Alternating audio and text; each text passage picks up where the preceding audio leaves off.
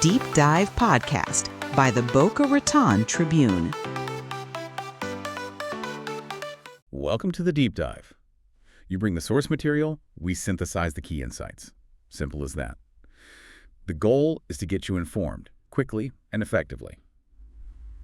So today, we're focusing on just one piece. It's a guest column from the Boca Raton Tribune. Author's Claudia Catherine, date is September 29, 2025, and the title is The Name on the Paper. Yeah, and it might seem local, right? Boca Raton Tribune. But the issue she gets into is, well, it's universal. Absolutely. This isn't really about South Florida news. It's about that friction, that sometimes quiet, sometimes really stressful friction when who you are clashes with who the paperwork says you are. Mm-hmm. We're digging into what a name actually signifies and what the author calls this strange and quiet kind of trouble that pops up when your name just feels wrong. And before we really unpack the system stuff, Mm-hmm. Catherine sets the scene so well. For that kind of quiet thinking. Yeah, the imagery. Exactly. She paints this picture of a kitchen. It's raining outside. You hear the low hum of the refrigerator, coffee steaming. That steam curling softly. Yeah, right. And it's in those quiet moments, she suggests, that we often face these big questions about identity, maybe prompted by looking in some official paper. It makes a potentially, abstract bureaucratic problem feel really personal, really immediate. Grounded. So let's get into the core argument. She starts with this fundamental idea. A name is the first story we ever tell. Mm-hmm. It's supposed to be like a little key, her words, meant to unlock our own front door. Basically should make life easier, right? Exactly. It should facilitate things. Yeah. But society, and especially official systems, they treat this key, this name, as like an absolute fixed... A set in stone. Totally. When it's on your driver's license, your passport, whatever, it's presented as a fact, just like, your height or the color of your eyes. Immutable. That's the intention. The paper is supposed to be the final word on who you are, the authority. But here's the pivot. Here's where the conflict starts. What happens, she asks, when that little key doesn't fit the lock anymore? And that's where the psychological piece comes in, that sort of disconnect. She describes looking at the ID, that license maybe with the terrible, unflattering photo. We've all got one of those. Huh. Yeah.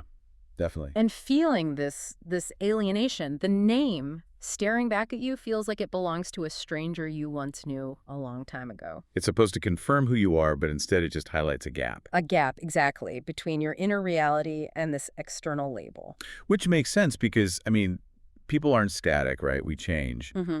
But the system kind of freezes us at a certain point. Precisely.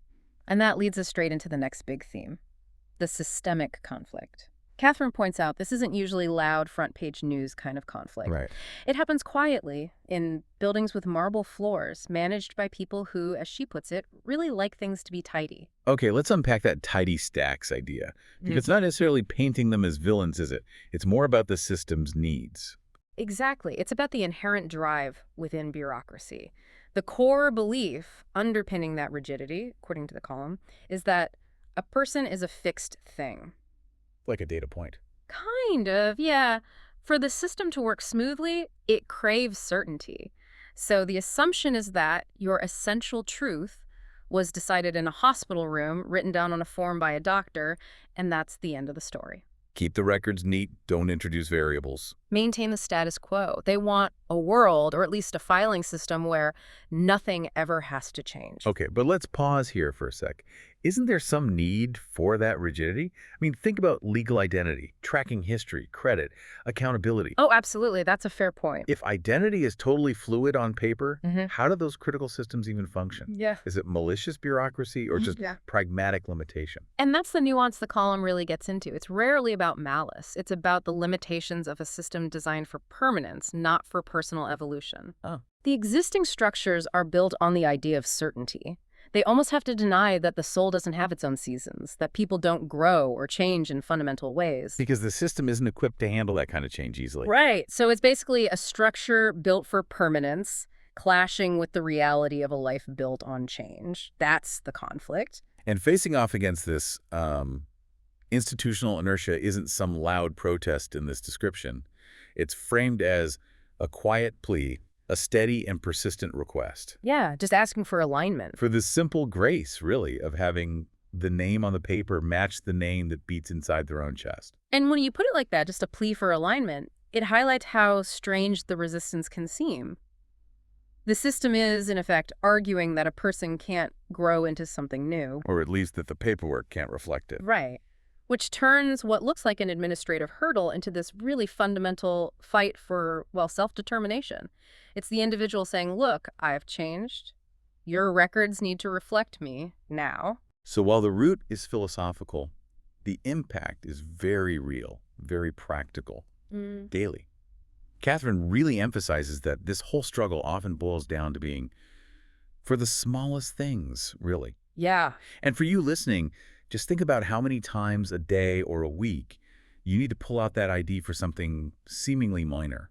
And in these situations, the document stops being a helpful tool and starts feeling like an accusation, as the author puts it. An accusation? How so? Well, think about those everyday interactions. Going to the bank, maybe just to cash a check, should be simple. 60 seconds, yeah. But suddenly you're facing doubt, suspicion, because the name on your card doesn't quite match the name you use or the way you present, or picking up a package at the post office. Right, or crossing a border. That's a big one. Huge. That moment of handing over your passport where the name feels like it's betraying your actual identity, that's intense stress. And those little moments, they add up. She describes it as having to hold your breath every time you hand over a piece of yourself, wondering if it will be handed back with suspicion. It's a constant low-level anxiety, always having your existence potentially questioned by the very thing that's supposed to validate it. And it seems like the default is often to trust the paper over the person. That's what's so interesting, yeah. When faced with conflicting data, the living person in front of you, and the name on the document, the system often defaults to the tidy stack, the paper record. That's the daily friction, the indignity she's highlighting. So where does this leave us? The author wraps it up by saying this whole thing, this debate that seems to be about paperwork and rules, is really about the most human thing there is. Yeah, it gets deep. It's about the right to simply be. And the sheer courage it takes sometimes to just stand up and say, clearly, hello, this is me, this is my name. And that statement, that declaration, it needs to be acknowledged not just by people, but by the systems we live within. The ultimate goal, Catherine suggests, is pretty straightforward, just to feel like we belong inside our own skin, inside our own life. To have that external validation match the internal reality. Exactly. That passport or license isn't just about proving where you've been.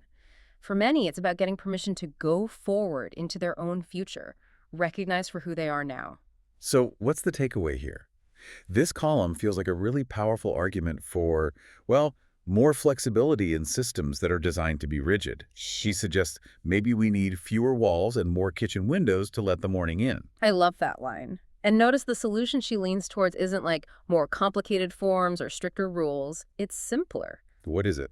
It's less ink on forms and more understanding in our eyes. That shift from process to empathy. Oh, that's powerful. And the real punch of the column, I think, is that it pushes us to look beyond just names and identity documents. It asks us implicitly to think about other systems in our own lives. Like at work or in our communities. Yeah, or even just in our own assumptions. Where else are we relying too heavily on those tidy stacks and our certainties? Where are we maybe insisting that people or situations have to be fixed and unchanging just because it's neater that way?